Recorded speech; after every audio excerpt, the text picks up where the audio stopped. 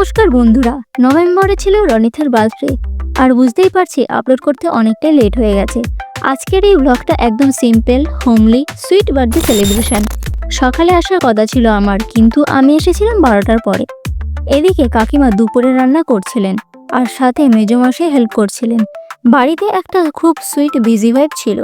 তার মধ্যেই বার্থডে বয়কে নিয়ে আমি বেরিয়ে পড়লাম কেক কিনতে। শুভ্র ভাইও আমাদের সাথে ছিল। ব্ল্যাক ফরেস্ট দিয়ে দেবেন আর চকলেট স্পেস ব্ল্যাক ফরেস্ট অনেক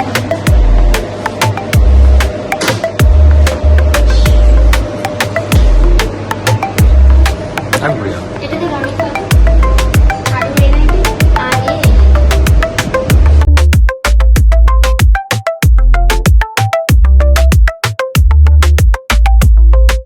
কেক সিলেক্ট করা, ডিজাইন দেখতে দেখতে খুব মজা লাগছিল। কেক কিনে বাড়ি ফিরে দুপুরে খেয়ে নিয়ে একটু রেস্ট নিলাম।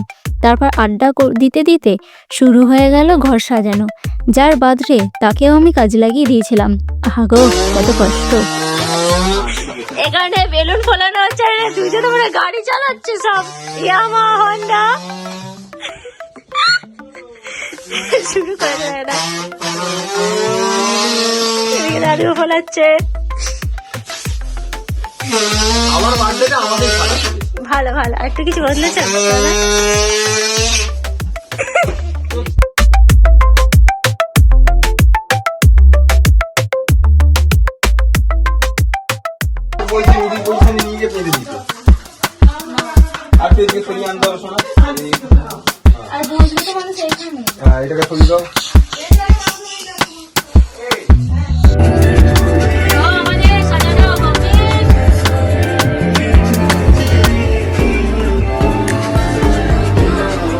সাজানো গোছানো শেষ করে আমি বাড়ি এসেছিলাম রেডি হতে, সবাই একসাথে যাব বলে।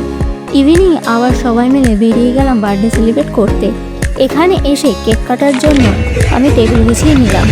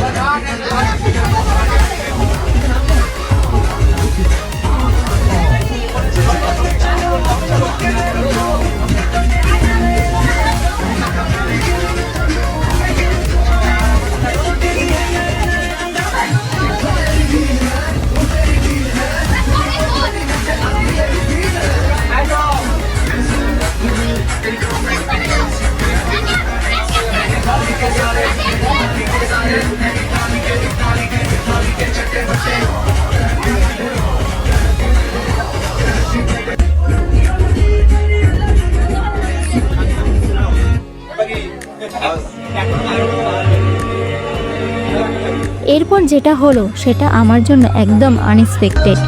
কেক কাটার পরে রনিতা আমাকে প্রপোজ করলো, a moment I will never forget. আর হ্যাঁ, তারপর যেটা ডান্স করলাম সেটা আবার প্র্যাকটিস করতে হবে যা দেখছি।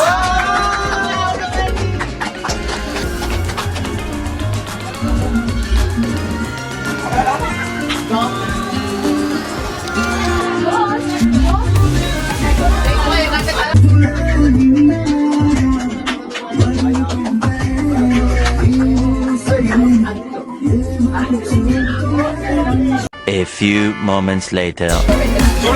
তারপর সবাই খেতে বসে গেল অ্যাজ ইউজুয়াল, আমাকে ছাড়াই।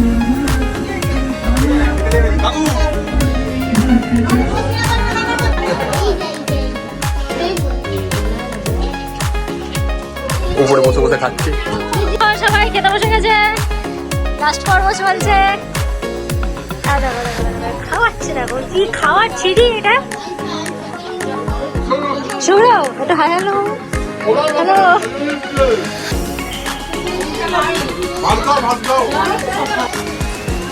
এখানে সব বসে আছে, দেখি তারপর আমিও খেয়ে দিয়ে নিলাম। তারপর রওনা দিলাম বাড়ি যাওয়ার জন্য, কারণ অনেকটাই রাত হয়ে গেছিল, প্রায় 12টা বেজে গেছিল। সো বন্ধুরা, এই ছিল আজকের ছোট একটা বার্থডে ব্লগ। দেখা হবে নতুন কোনো ব্লগে। টাটা।